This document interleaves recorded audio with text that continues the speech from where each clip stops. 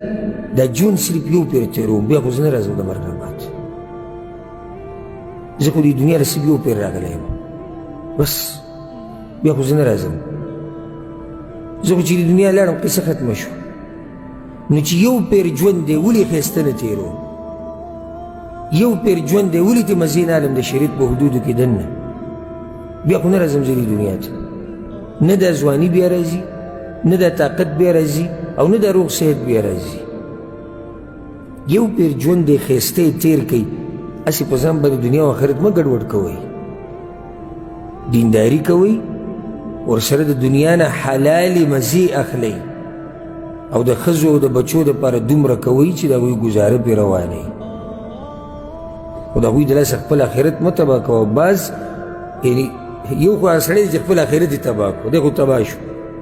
د ده نه بیا زیات بدبخت هغه دی چې آخرت هم تباه کړي او دنیا هم تباه کړي دنیا هم تباه کړي نو نه د دنیا شو نه د آخرت شو دنیا کوه مزې ترې واخله بچو له رزق ګټه د بچو خیال ساته د هغوی تربیت کوه د ښځې ذمهواري ده په موږ باندې موږ به یې خیال ساتو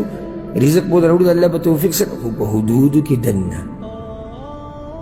دومره حدودو کې چې زموږ آخرت پرې نه خرابېږي زموږ دینداري پرې نه خرابېږي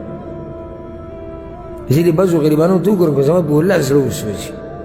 ورب الکعبه زړه مې پرې وسوځي زه هم د دې غریب سړي څه ژوند دی څه ژوند شو دا